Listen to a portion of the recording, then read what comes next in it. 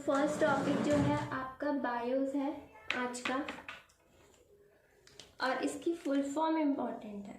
BIOS की full form आपकी आ सकती है बेसिक इनपुट आउटपुट सिस्टम। ठीक है, बायोस की फुल फॉर्म कई बार काफ़ी एग्जामिनेशंस में पूछ ली जाती है, नॉट इवन CCC। अगर आपको एग्ज़ाम देने जा रहे हो रिलेटेड टू कंप्यूटर साइंस तो वहाँ पे भी ये क्वेश्चन आपसे पूछ लिया जाता है। बायोस क्या है, जो मैंने आप लोगों को बूटिंग पढ़ाई थी उसी से रिलेटेड है। ठीक है, कहीं ना कहीं उसी से ही रिलेटेड है। बायोस क्या है, एक तरीके की चिप है, रोम चिप, यानी कि जिसके अंदर सारे जो कंटेंट या डेटा है वो हमारा उसमें पहले से ही इंसर्ट हुआ है। अब क्या होता है, बायोस एक चिप है जो कि हमारे मदरबोर्ड के ऊपर इनबिल्ट होती है, मतलब उस पर लगी होती है। जब हम कंप्यूटर सिस्टम को ऑन करते हैं, थोड़ा ध्यान से समझना, जब हम सिस्टम को ऑन करते हैं तो मैंने आप लोगों को बताया था कि बूटिंग का प्रोसेस सबसे पहले होता है, ये सच है। ठीक है, पर बायोस क्या, जैसे ही कंप्यूटर ऑन हुआ तो फर्स्ट जो काम हुआ वो बायोस का स्टार्ट होता है। बायोस क्या करती है कि जितने भी हमारे इनपुट आउटपुट डिवाइसेस हैं उन सबको चेक करती है। ठीक है, क्या करती है, चेक करती है कि जो सॉफ्टवेयर की रिक्वायरमेंट है या जो हमारे जैसे हमारे कीबोर्ड है, माउस है, ये जो हमारे जितने भी हार्डवेयर डिवाइसेस हैं, ठीक है, जो हमारी हार्डवेयर डिवाइसेस हैं वो सारी की सारी परफेक्टली काम कर रही हैं या नहीं कर रही हैं, उन्हें चेक करती है बायोस। पहले क्या करेगी, उन्हें चेक करेगी, और फिर वो जब सारी चीज़ परफेक्टली वर्क कर रही हैं कि हमारा कीबोर्ड भी सही से काम कर रहा है और हमारा माउस भी, स्पीकर, जो भी हमारे सिस्टम के साथ कनेक्ट हार्डवेयर डिवाइसेस हैं, ये लिखते हैं ना इनपुट और आउटपुट डिवाइसेस। तो जो इनपुट आउटपुट डिवाइसेस है जो भी हमारे सिस्टम के साथ कनेक्टेड है, सबसे पहले वो उनको चेक करेगी कि वो प्रॉपरली वर्क कर रहे हैं या नहीं कर रहे हैं, यानी वो ठीक है या नहीं है। जब वो परफेक्टली वो चेक कर लेगा, सबको चेक कर लेगा, और जब वो उसकी रिपोर्ट ओके हो जाएगी कि हाँ सारी चीज़ें ठीक है, तब वो CPU को मैसेज सेंड करेगा एक तरीके से, मतलब उसको अलर्ट कर रहा है या उसको इन्फॉर्मेशन दे रहा है या उसको मैसेज सेंड कर रहा है कि सारे जो हार्डवेयर डिवाइसेस हैं वो परफेक्टली काम कर रहे हैं। अब आप लोडिंग का काम जो है वो स्टार्ट करो, जो मैंने आप लोगों को बूटिंग पढ़ाई थी। ठीक है, पहले बायोस ये चेक कर लेते हैं, मतलब वो बहुत फास्टली काम होता है। ठीक है, ऐसा नहीं है कि टाइम लगता है। तो पहले बायोस क्या करता है, हर एक डिवाइस को चेक कर लेता है कि सारी डिवाइसेस करेक्ट हैं, सही हैं। ठीक है, उसके बाद जब देख लेगा सारी डिवाइस सही है, कोई प्रॉब्लम नहीं है, तब वो CPU को मैसेज भेजेगा कि सारी डिवाइसेस जो है वो ठीक है, आप उन्हें लोड कर लो। तब बूटिंग का प्रोसेस स्टार्ट होता है, और बूट लोडर क्या करता है, सारे के सारे सॉफ्टवेयर जो भी है रोम के अंदर, उन सारे सॉफ्टवेयर्स को वो क्या करेगा, लोड कर लेगा मेन मेमोरी में या रैम में। ठीक है, तो बायोस का यही काम होता है। बायोस क्या करती है, सारी चीज़ों को जो हार्डवेयर डिवाइसेस हैं उन सबको चेक करती है कि वो ठीक काम कर रही है या नहीं है। जैसे कि हम भी अगर ऑफिस में जाते हैं तो हम ऑफिस में काम स्टार्ट करने से पहले अपना रूम सेट करते हैं ना, कि हम जहाँ पे काम कर रहे हैं अपना जो हमारा कैबिन है वो ठीक परफेक्टली होगा, तभी तो काम स्टार्ट करेंगे, थोड़ी कि जाते ही हम गंदगी में काम करना शुरू कर देंगे। तो इसी तरह से बायोस एक सॉफ्टवेयर है, एक चिप है, चिप के अंदर ऑब्वियस से कोडिंग हुई हुई है, और वो हमारे मदरबोर्ड पे पेस्ट है, मतलब मदरबोर्ड पे लगी होती है। और बायोस का काम क्या है, सारे हार्डवेयर डिवाइसेस को वो चेक करता है कि वो सही से काम कर रहे हैं या नहीं कर रहे हैं। उसका काम सिर्फ चेक करने का काम है। जब वो चेक कर लिया उसने, तब वो रिपोर्ट भेज देगा कि सारी डिवाइसेस जो है परफेक्टली काम कर रही हैं। उसके बाद बूट लोडर सारे सॉफ्टवेयर्स को रैम के अंदर लोड करेगा और फिर काम स्टार्ट होगा। ठीक है, बायोस यही काम करती है। टॉपिक इम्पॉर्टेंट है, फुल फॉर्म सबसे ज़्यादा इम्पॉर्टेंट है। आपको मैं लिखवा देती हूँ इससे रिलेटेड कुछ, बट CCC के लिए थ्योरी इम्पॉर्टेंट नहीं है। मैं आपको पहले मतलब आपको रटना नहीं है, हर एक चीज़ को सिर्फ समझना है। आपको किसी की डेफिनेशन लर्न नहीं करनी है, आपको कोई टाइप्स या उसके डिफाइंस ये सब लर्न नहीं करना है, आपको सिर्फ कॉन्सेप्ट्स को समझना है, आपको कॉन्सेप्ट क्लियर होने चाहिए, क्योंकि हमेशा MCQ के क्वेश्चंस जो आते हैं वो बहुत ही बेसिक मतलब बहुत डीप में जाके क्वेश्चन आपसे पूछा जाएगा, ठीक है। थ्योरी नहीं पूछी जाएगी कि थ्योरी लिखिए।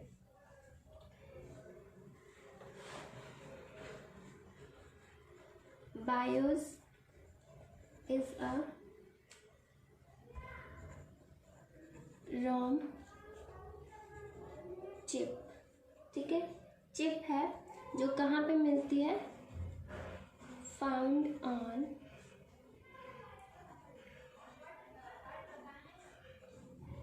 motherboards that allow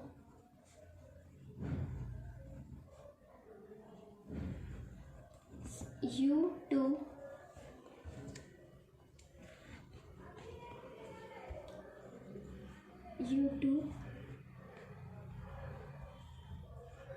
access and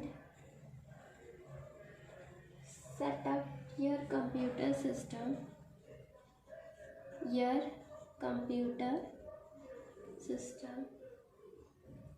at the most basic level, ठीक है। ये हमारे क्या है, बायोस की फुल फॉर्म है, समझा मैंने आपको दिया ही है कि बायोस क्या होता है। अब इसमें कुछ फंक्शंस हैं जो मैं आपको बता देती हूँ, वैसे वो कोई आपके लिए इतने इम्पोर्टेंट है नहीं, मैं सिर्फ नेम आपको बता देती हूँ। बट आता 4 मेन फंक्शंस होते हैं। एक है इसमें पोस्ट, ठीक है, बूटस्ट्रैप लोडर आपको पता ही है क्या होता है, ठीक है। बूटस्ट्रैप लोडर को ही बूटस्ट्रैप लोडर कहते हैं, लोडर ही है, ठीक है। बायोस ड्राइव जहाँ पे सारा डेटा इसका होगा, और बायोस सेटअप। इतना बस नेम आप याद रखना, इसको ज़्यादा डीप में आपको पढ़ने की कोई नीड नहीं है, ठीक है। बायोस का आपका इतना ही पार्ट है। नेक्स्ट जो है आपका नेक्स्ट टॉपिक था आपका CAD,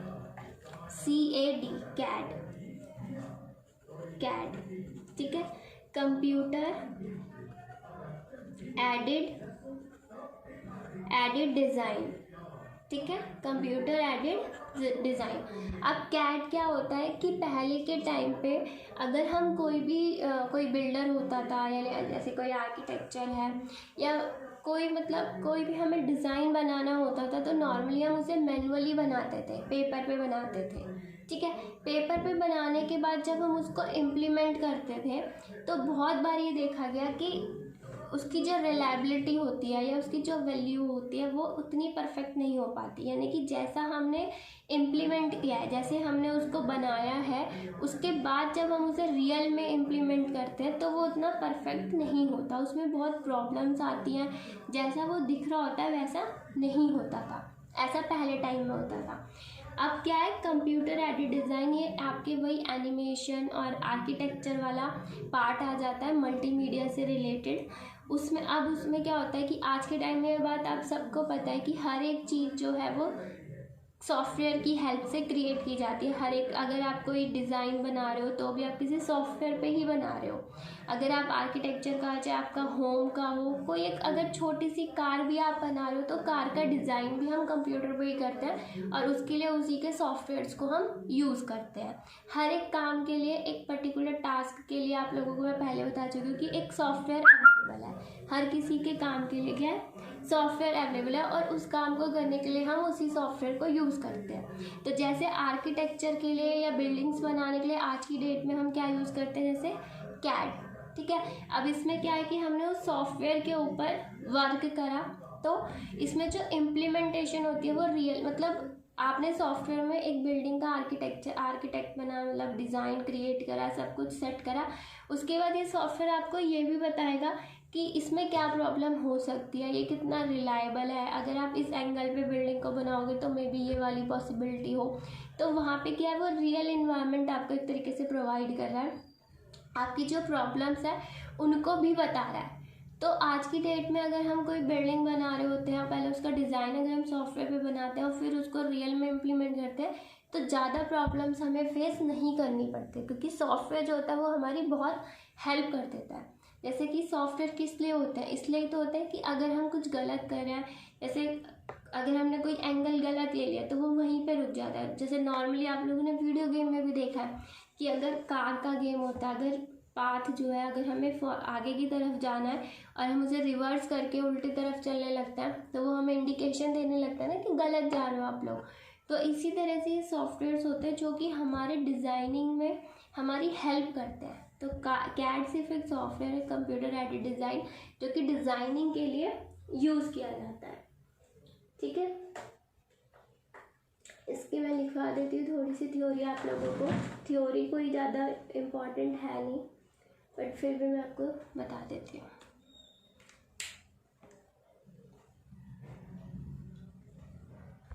CAD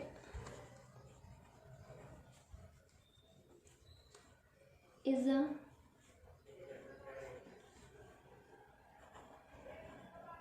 computer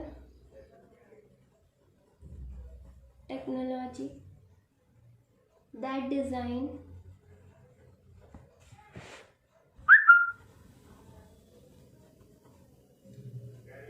designs a product and document the design and documents a design process.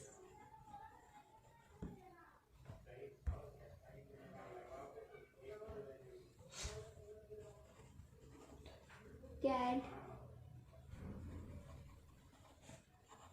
may facilities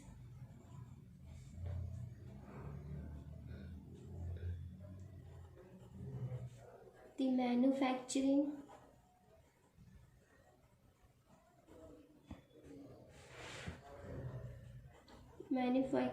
process by transferring detailed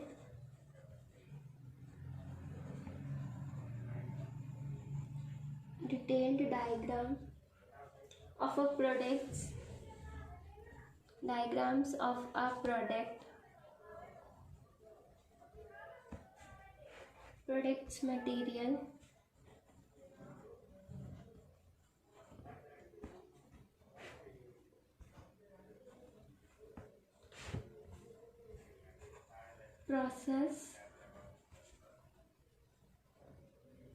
processes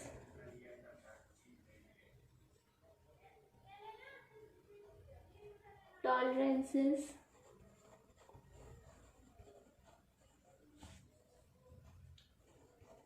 and dimensions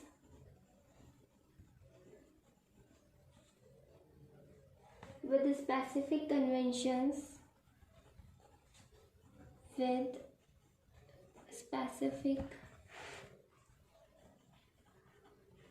conventions for the product.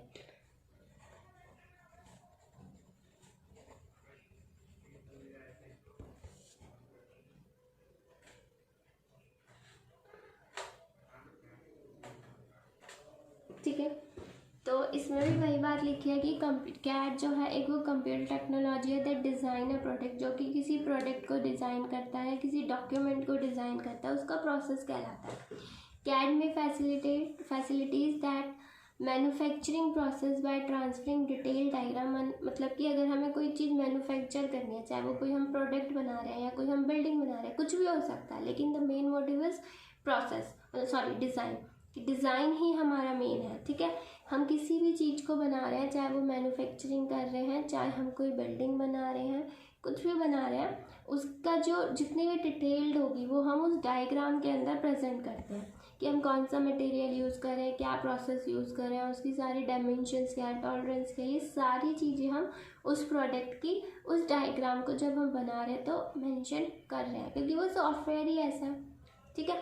सारी details आपसे ले रहा है और सारा process फिर आपको समझा रहा है, दिखा रहा है कि ऐसे करोगे तो ऐसे होगा और ऐसे करोगे तो ऐसे, ठीक है।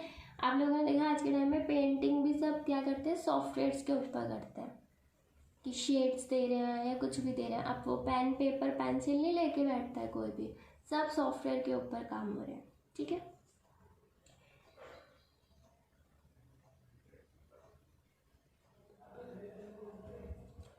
इसमें थोड़ा सा और बता देती हूँ आपको। CAD is used as followers. कहाँ कहाँ यूज होता है आपका CAD?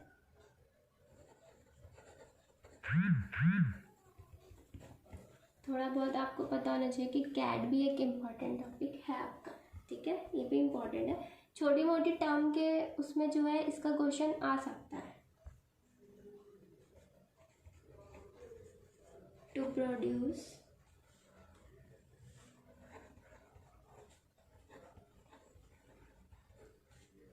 Detailed engineering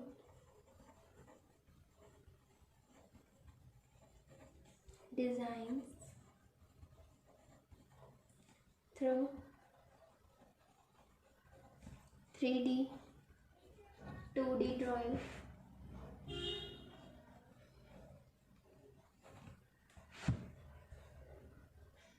of the physical components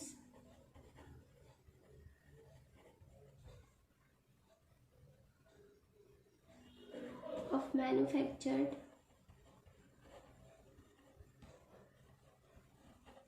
product, ठीक है। तो ये क्या कह रहा है कि CAD किस लिए यूज़ किया जाता है? प्रोड्यूस डिटेल्ड इंजीनियरिंग डिज़ाइन, यानी कि कोई भी अगर फिजिकल कंपोनेंट है, कोई भी चीज़ है, तो उसको हम कैसे रिप्रेजेंट कर सकते हैं डिज़ाइन में। 3D डिज़ाइन भी प्रेजेंट कर सकते हैं और 2D डिज़ाइन में भी उसको हम जो है प्रेजेंट कर सकते हैं CAD की हेल्प से।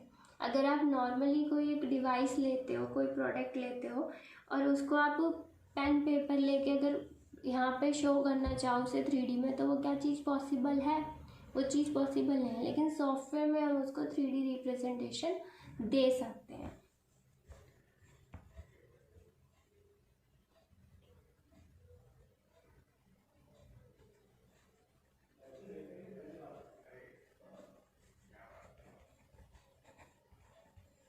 To prepare environmental impact reports,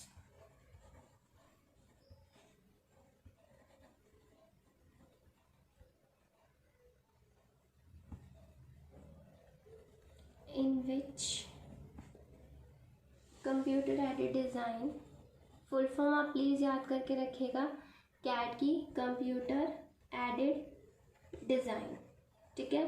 full form बहुत ज़्यादा इम्पोर्टेंट है इसकी। Designs are used in photographs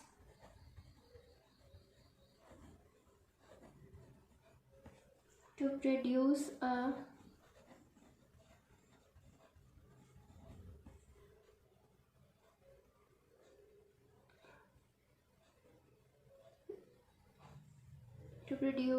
rendering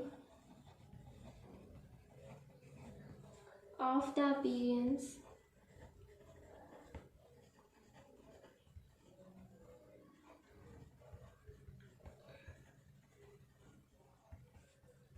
when the new structure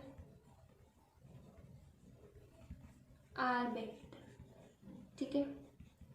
मतलब कि ये क्या करता है, रिपोर्ट बना के रखता है। फॉर एग्जांपल जैसे कि आपने कोई डिज़ाइन बनाया तो आप उसको क्या करोगे, सेव करके रखोगे ना, तो आगे इन फ्यूचर में उस मतलब इसको उस चीज़ को रिपोर्ट कह रहा है कि रिपोर्ट बना के रखेगा या प्रिपेयर करके रखेगा। तो ऐसे ही अगर आपने डिज़ाइन बनाया है, कुछ भी आपने क्रिएट करा है, तो उसको आप क्या करोगे, सेव करके रखोगे। और आगे फ्यूचर में अगर आप कोई नया डिज़ाइन बना रहे हो या कोई नया स्ट्रक्चर बना रहे हो, तो वो जो पहले आपने बनाया था वो उसकी आपकी हेल्प भी करेगा। तो CAD से भी फ़ायदा होता है कि आप अपनी सारी फाइल्स को सेव करके रख सकते हो, जो कि कंप्यूटर में नॉर्मली होता ही है, ठीक है। बायो का कैड हो गया। अब नेक्स्ट टॉपिक है आप लोगों का जनरेशन ऑफ कंप्यूटर। ठीक है, आप लोगों को ये पता ही है कि जनरेशन्स जो है वो हमारी 5 टाइप की जनरेशन है। मतलब जो जनरेशन है टोटल 5 जनरेशन है, और जनरेशन का नेम यही है, first, second, third, fourth, fifth, यही जनरेशन्स है हमारी। तो सबसे पहले मैं फर्स्ट जनरेशन की बात करती हूँ।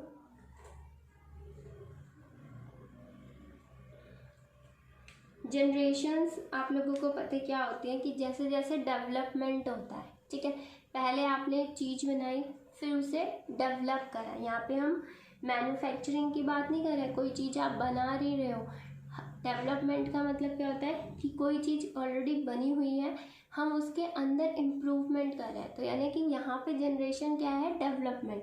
जैसे जैसे डेवलपमेंट होती रही और चीज़ें उसमें ऐड होती रही, उसी के अकॉर्डिंग हमारी जनरेशन्स भी बनती रही। ठीक है, तो सबसे पहले आपकी है फर्स्ट जनरेशन, और जनरेशन पार्ट इम्पॉर्टेंट है।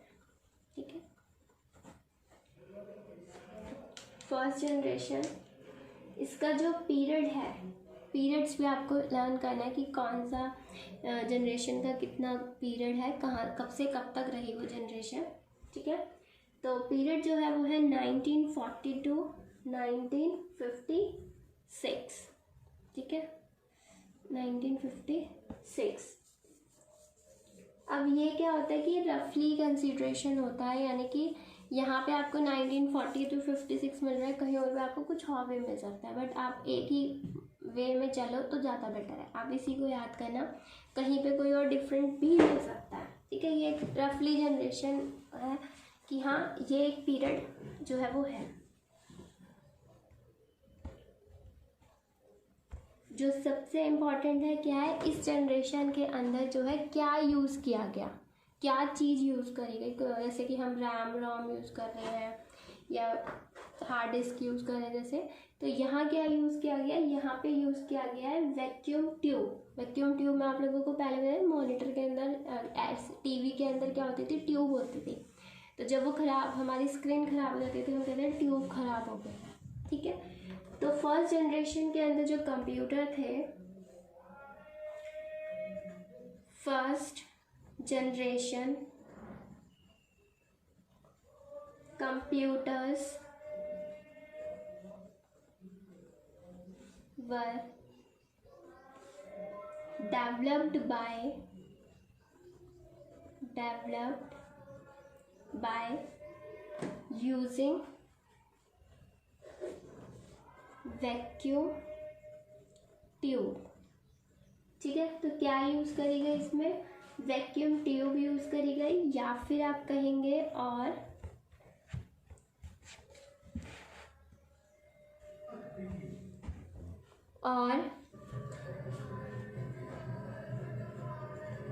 Thermionic valve machine. ठीक है, वैसे ये वर्ड यूज़ नहीं होता है, थर्मोनिक वाला वर्ड यूज़ नहीं होता है। मोस्टली वर्ड जो पूछा जाता है वो आपसे वैक्यूम ट्यूब ही पूछा जाता है कि जो वैक्यूम ट्यूब है वो कौन सी जनरेशन में आपकी यूज़ करी गई। ठीक है, और ये क्वेश्चन आ जाता है।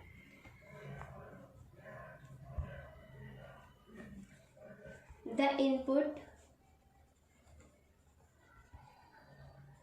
Of the system was based on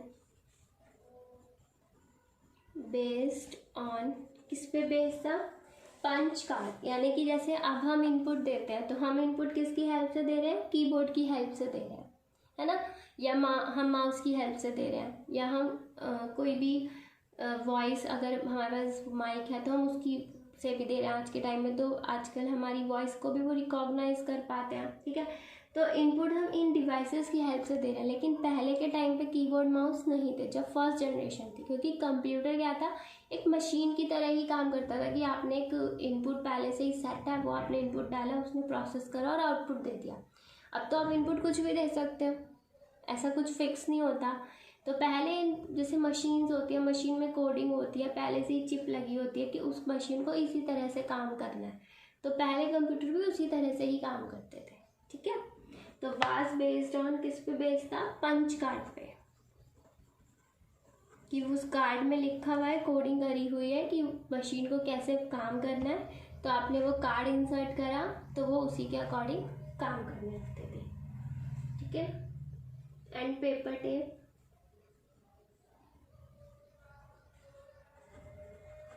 and paper tape. जबकि however the output was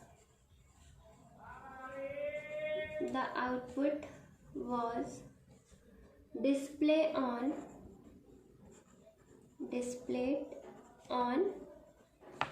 print out. और जो जैसे पहले हम जो है मॉनिटर यूज़ करते थे, तो पहले जो आउटपुट आता था वो किस पे आता था, सिर्फ प्रिंट के ऊपर, पेपर के ऊपर आ जाता था।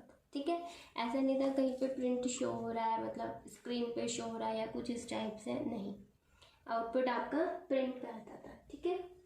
कुछ कंप्यूटर जो फर्स्ट जनरेशन में यूज़ हुए, एक बात कि उस टाइम पे जो लैंग्वेज यूज़ होती थी वो लो लेवल लैंग्वेज यूज़ होती थी, यानी कि 0 और 1 बाइनरी फॉर्म में डेटा जा रहा था।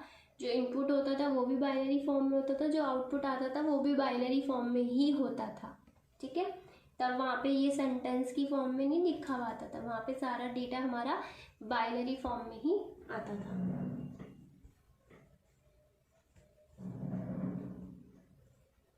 फर्स्ट जनरेशन कंप्यूटर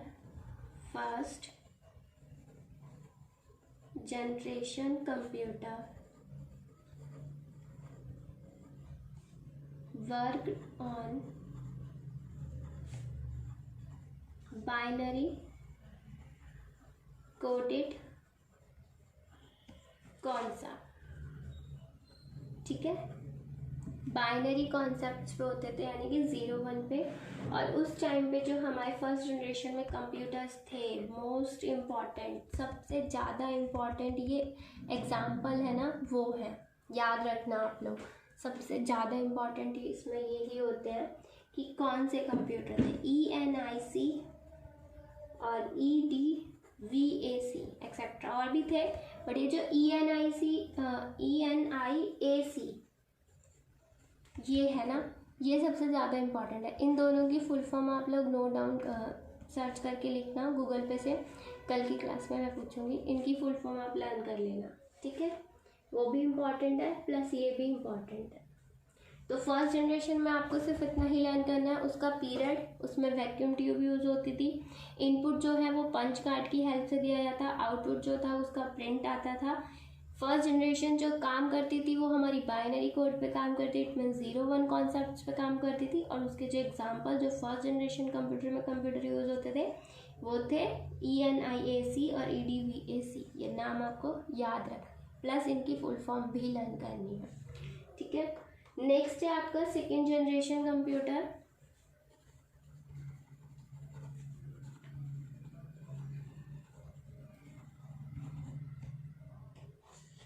इसमें जो पीरियड था आपका वो था 1956 to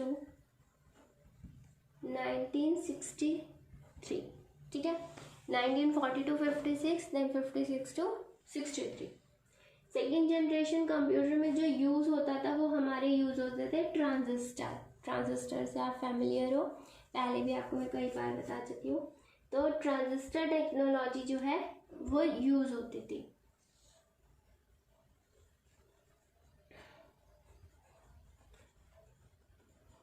The second generation computers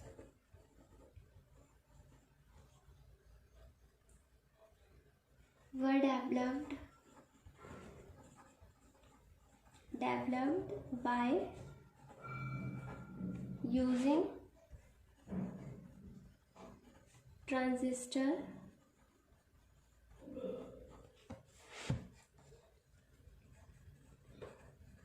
technology. ठीक है, ट्रांजिस्टर्स जो है वो यूज़ होते थे सेकेंड जनरेशन में। जो साइज़ अगर हम देखा जाए तो फर्स्ट जनरेशन का साइज़ और सेकेंड जनरेशन का साइज़ जो है वो मतलब जो सेकंड जनरेशन का कंप्यूटर था वो साइज में छोटा था कंपेयर टू फर्स्ट जनरेशन। ठीक है,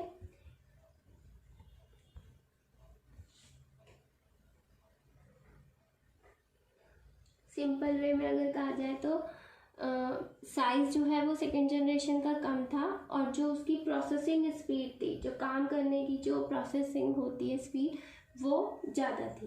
तो यहाँ पे लिखते हैं in comparison to the first generation,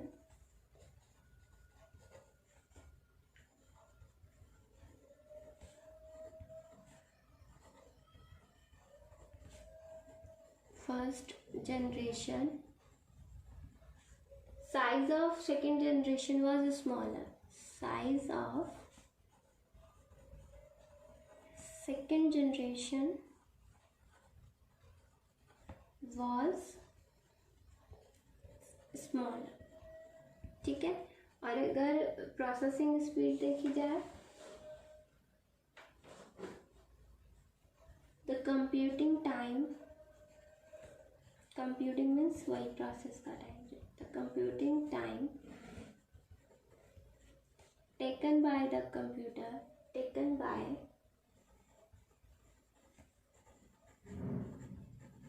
the computer of the second generation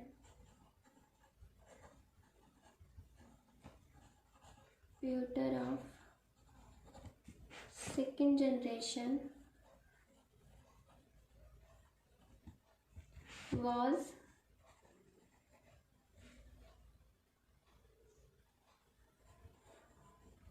laser. ठीक है, कंप्यूट करने में टाइम जो है वो कम लेती थी, यानी उसकी प्रोसेसिंग स्पीड जो है वो ज़्यादा थी। इसमें ज़्यादा कुछ इम्पॉर्टेंट नहीं है सेकेंड जनरेशन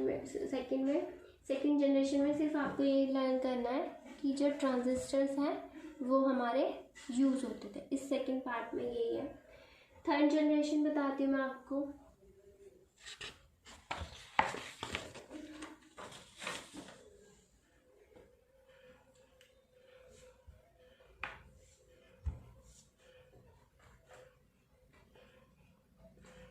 चलिए, थर्ड जनरेशन में कल की क्लास में बताऊंगी। आज के लिए इतना बहुत है।